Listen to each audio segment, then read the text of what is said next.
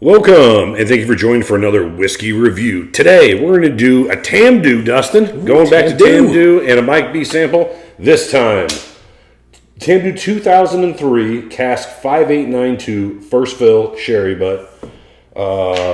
Lane Whitecross? Something Whitecross. L-A-I-N? Maybe that's an I. Iain? Iain Whitecross? I'm not sure. But this is heavily sherry Tamdhu, which does sherried whiskeys pretty well to begin with, Dustin. As always, guys, we try to go into these semi-blind. We just read the notes. That way we can kind of be surprised, and we have a little fun seeing if we can figure stuff out. So, yes, there are samples. We don't have a bottle. So, I mean, we don't know if it's the beginning of the bottle, end of the bottle. This really doesn't matter. We're just going to tell you how it smells and tastes. that is definitely on the brown side of color, meaning it's very dark. That is very dark. So, Tamdhu 2003, It doesn't have a... I wish you, I mean, you know what, it doesn't. Details? So I like an age statement, but it's fun to guess too.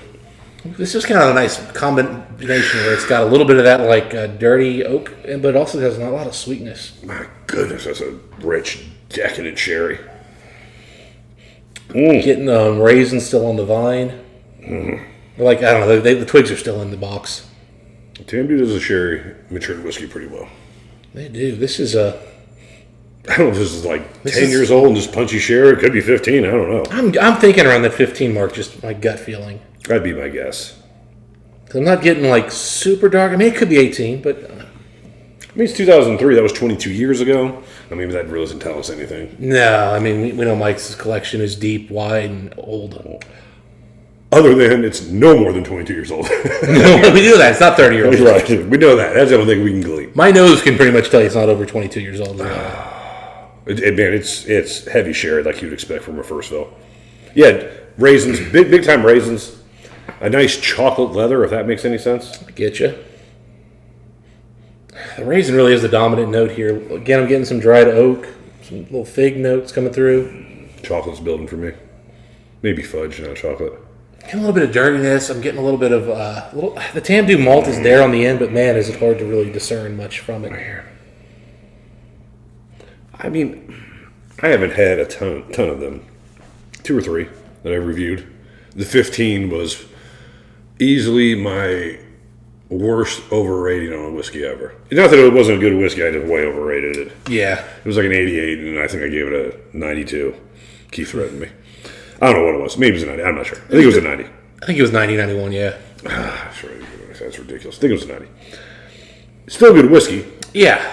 I've been wanting to pick up the 18 year for a while. It's just I haven't... The price is like right there in that like, I don't know, range. What's the ABV on that? It's either 46 or 8. I can't remember. It's a decent ABV, but it's a very dark whiskey, very heavily sherried.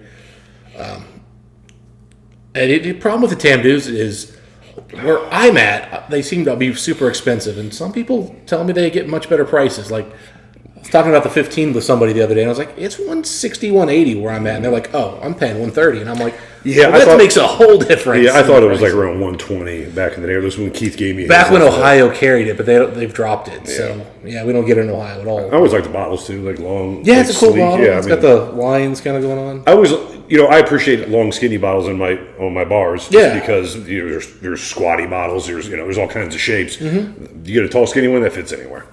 Yeah, it's got a nice look. I mean, Tamdhu's doing a lot of good stuff these days. Yeah, this is what you think of a first fill sherry. It's probably somewhere in the mid-teens as far as age. Did I say the ABV? 57, if I did. Okay. 57, which would make me think even younger than like 15. 57 would make me think 12. Yeah, again, I mean, it's coming in 12, 15. Again, you could, if it's 18, I wouldn't be shocked, but I'd be surprised. I would at that ABV, but I would love to know. I'll try to look it up afterwards. I'm sure we'll find out. It's 6 years old. Hey, the guy's a great nose. I tell you what, man, when it's heavily sherry, that will throw you sometimes. Mm-hmm. Oh, man, this is such a fun sherry to nose. Not overly complicated. Tamdhu isn't an overly complicated malt, in my opinion, to begin with. Wow. But it does do sherry well. I can't even give you guys good notes on that. Wow. If you think it's concentrated and dark on the nose, Mike, wait till you taste it. It is intense. It is interesting. So my recollection of Tamdhu, and I've had a couple Tamdhus that, like, we did a 20-something-year-old single cask, which was beautiful, but that took a lot of age. Tamdhu's malt is fairly simple, middling. Again, it holds and does well with sherry beautifully.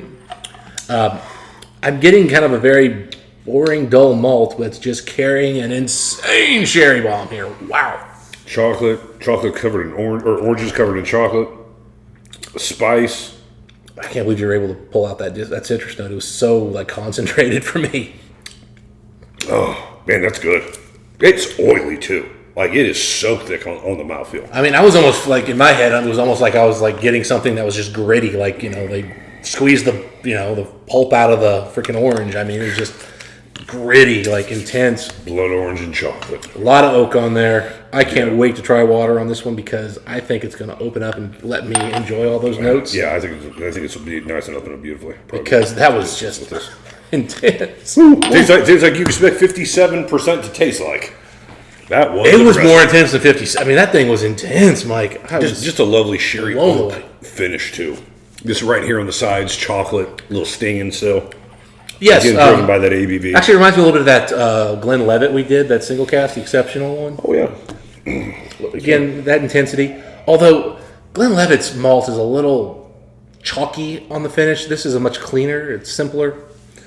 Less distinct. Again, Tamdhu to me isn't a super distinct malt, which that's not a terrible thing. If you're going to be a sherry bomb manufacturer, that seems to be the magical way to go. Don't overcomplicate it. The malt shouldn't fight with the whiskey. I get it. Correct. Aberlour doesn't make it, you know what I mean? I think like they were 16, 18, how well they make those whiskeys. Coffee. I love how well some of the Space Ciders do a heavily sherry whiskey. We got coffee notes coming through here like crazy, Mike. Oh, it's a whole bean too. It's my coffee.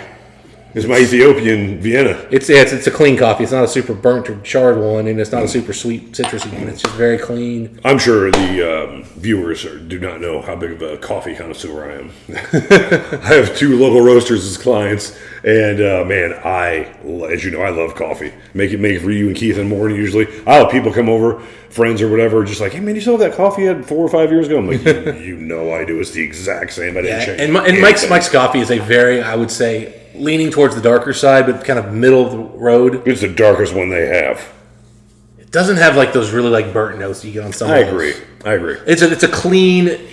It's a very clean. Again, it doesn't have the citrus notes. It doesn't have the burnt notes. It's very just chocolate and chalky. Yeah, it's black coffee. It's great coffee. I mean, we only drink it black, but my point is, it's not something that like. Again, it doesn't jump out any one way. Agreed, Dustin. And that's kind of again what this is doing.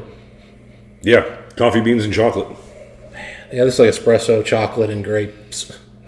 Grape too. You're right about that. The dark grapes, red grapes. Yeah, I was saying raisins, but now with water, it's more grapey than it is raisiny. Yeah, it turned red grapes. It turned red and grapey both with water. Still simple overall, but just really nice. Like, and then there's another sweetness. I want to say caramel, but that can't be right. I can see some caramel notes. Yeah, a little burnt caramel. That's coming from the oak, for sure. I don't know if that's a note I normally get, but I really can't say it's any different. I'm getting more like, again, a mixture of milk chocolate and dark chocolate here, but I can see where you're getting a little bit of burnt caramel. I'm definitely getting dark chocolate. I got no milk chocolate on this. Oh, I'm getting some milk chocolate in here big time, buddy. Man, I'm getting that instead of the caramel, I think. Maybe we're talking the same thing here. Oh, man. Yeah, I'm getting like a back and forth of like milk chocolate and dark chocolate. It's nice. Again, not overly complicated, but I like what this is doing. I'm just going in for full send. I like what this is doing with water. As you assumed, Dustin, correctly, water opened this thing up big time. You right now getting the milk chocolate. Oh my goodness. This is such a dark whiskey. Oh man. Dark chocolate up front. The sweetness of the malt is like a dried, unsweet dark chocolate in the best way. A little bit of oak coming through. Oh my goodness. Comes through spice, good alcohol bite, and then just sherry, and more sherry. Really nice. Not like epic sherry casks, but really good, modern day, what you expect out of, today's casks. It feels so oily. It smells so oily on the nose, too. Everything about this experience is intense, rich, oily. The alcohol, it drinks hotter than 57. It drinks spicier than you'd expect. It drinks more sherry than you'd expect. The coffee notes really didn't come through much on here. Maybe on the finish you're getting a little bit of the coffee note. But the coffee really just was on the nose. The finish is more of just like a little bit of it's coming off like a European oak. I'm not sure if this is. Not quite French oak, but yeah, there is a nice spice to it. I would go French oak. Yeah, it's more of a Spanish oak.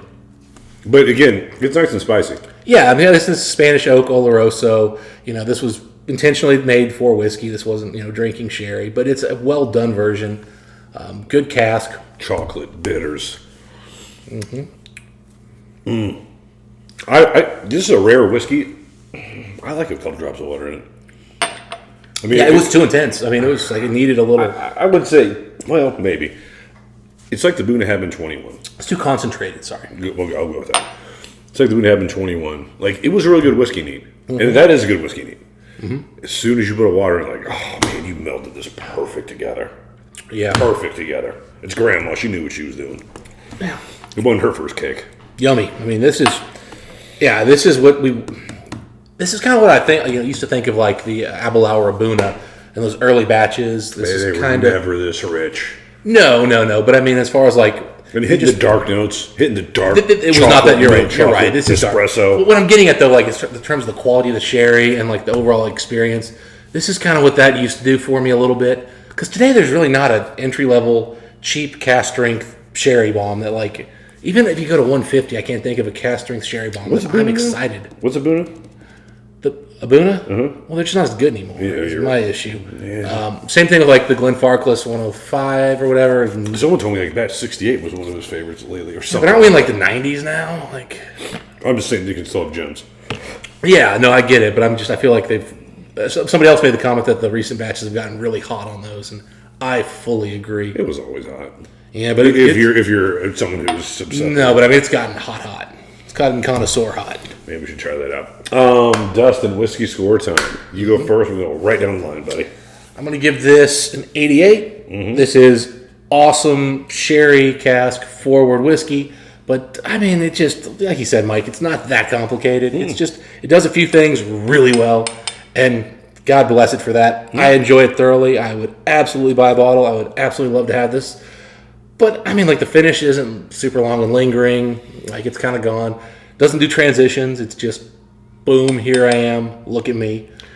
Great whiskey, but, it's not exceptional. I would say the finish is the least of the experience here. Mm-hmm. I think with water, it was even disintegrated, or it was even lessened to a large degree. Mm-hmm. I think it's the last thing we've experienced, and it wasn't that bad when it was neat, because it was so oily and viscous.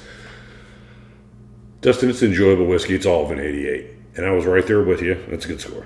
I was right there with you until the very end when you put water in. I was like, it's more enjoyable whiskey. I can pick so much more out of this with the water. Anybody can handle water like that. I got to give them something. 88.5. My problem was without water, I couldn't pick out stuff because it was just too concentrated. It was an 87. Yeah, exactly. So I'm bumping it to an 88 because of water. 88.5. So that's where I'm at. Hey, if you want to go to 88.5, fine. I'm not going to argue with that. I want to say I like it a little bit better than 88. It's a strong 88. 89 is a good whiskey. 89 is something like, I mean, in today's market, you're chasing at $300. I don't know if I'd chase this at $300. Yeah, the Bowmore 19 he gave us, I think we get that at 89. Maybe they get that at 90. I think I get that at least at 90. That was awesome. That was good. That was a way better whiskey than this. This is very good, though. Yeah, it is very good. 88.5. Yeah. Those are our thoughts on this particular whiskey. If you guys had a chance to try this Tamdhu 2003 Cask 5892 First Fill Sherry, 57%, Whitecross. I don't know if anything to do with it, or he just put in parentheses. Maybe that was just a no for him. him and I. It usually means something, though. I'll say this, though, Dustin, as we leave the folks. Favorite Tamdhu ever?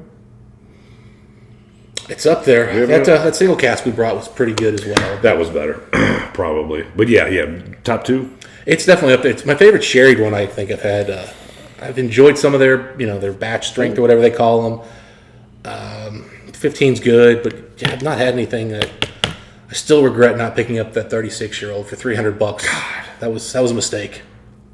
We make them. Yeah. Anyway, those are our thoughts on this particular whiskey. If you guys had a chance to try this one, we'd love to know what you guys think. Dustin, for the next one, what wish folks? Happy bomb drinking.